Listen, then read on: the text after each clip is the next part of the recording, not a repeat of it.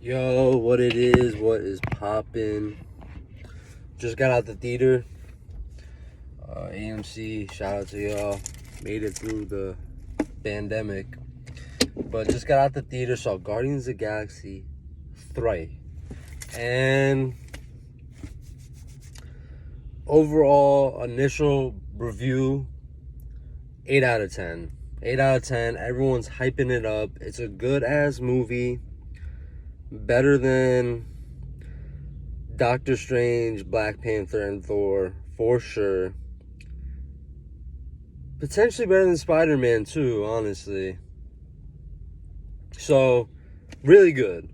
But 8 out of 10, not no 9 or 10 out of 10, because it just felt like with the way Gamora's character got, played out with Infinity, with Thanos and stuff, it's just like that whole, Peter trying to get her to remember herself thing just felt really not it just wasn't a good chemistry dynamic. And then so it's like it was a Guardians movie, but it felt like a Peter, Rocket, Drax, Mantis film. And Rocket was unconscious for 80% of the movie, so we're getting those flashbacks to explain stuff that, was cool, but probably could have been explained in one quick flashback scene. I don't know, or it's some stuff that we could have gotten the second one a little bit, and they could have sort of introduced the High Evolutionary character, at least via name drop and a little Rocket backstory, to maybe cut out some of the flashbacks. I didn't think they were necessary. So it just felt like 2 or 3 of our characters weren't really in this movie. Gamora it's not the same character. So you're not really interested in her.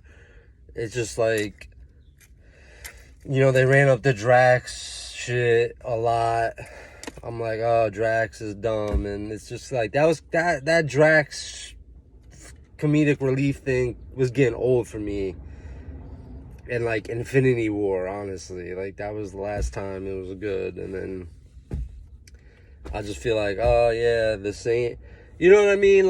The villain was great, and everyone's hyping him up because the actor's phenomenal and he did a great job in that role. But he just there wasn't any point in the film where I'm like, oh, this dude's fucking people up. He's always getting his ass kicked, or the flashback scenes.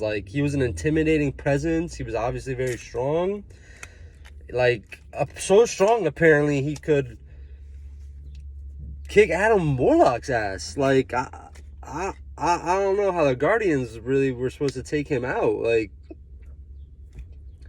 Rocket shot him with a blaster. It was he was done. I feel like they could have done more with the High Evolutionary. I feel like they didn't push that character as far as it could have been pushed. End credit scenes, waste of time. Just watch them on YouTube. Don't stand there for an extra 10 minutes, trust me. Basically, end credit scenes is there's a new Guardians of the Galaxy team. Rocket at the helm, Adam Warlock in there, which I see us getting Rocket, Adam Warlock type characters just on Avengers type time. Avengers film, expect Adam Warlock.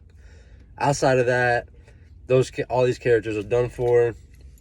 There's a Star-Lord end credit scene where basically they say Star-Lord will return.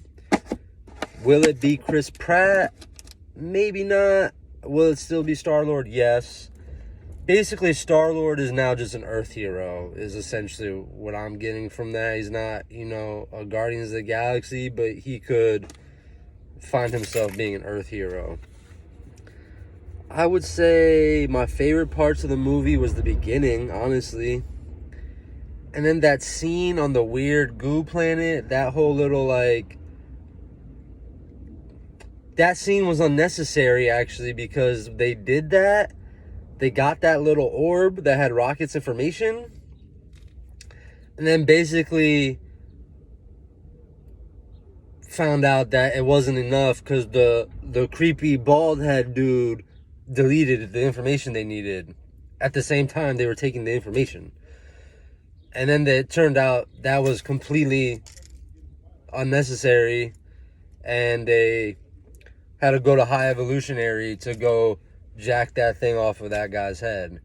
I feel like they should have cut that entire scene out with Nathan Fillion and that whole little situation, whatever that was. And they should have had the face-off with the High Evolutionary right away, and they should have known they had to just some other way of getting the information they needed to save Rocket.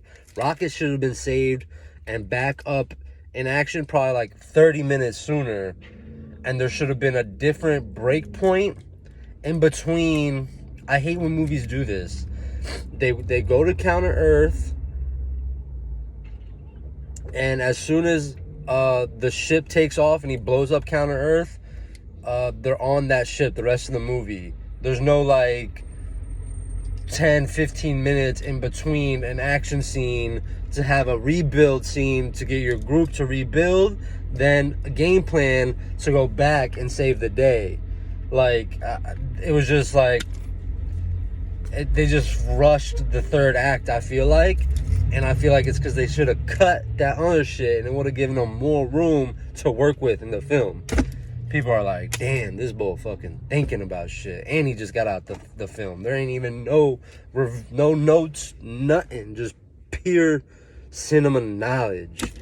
But I would say it's an 8 out of 10. Strong film, super entertaining. Like what they did with Adam Warlock. At first I was like, Will Poulter, but then I forgot Adam Warlock's supposed to be kind of like a kid, and he did a good job.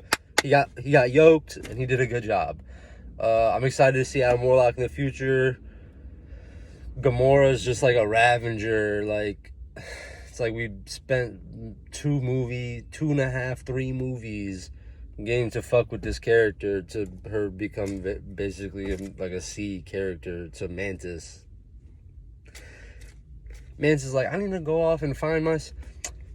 Bro, how'd you even make it this far, honestly? You, like, valuable team member, need her on the team, but not too interested in her character. She just doesn't have any relatability or any story or depth. So Drax, like Nebula and Drax, I guess, you know, just chilling out on nowhere. You got this real rookie Guardians of the Galaxy team.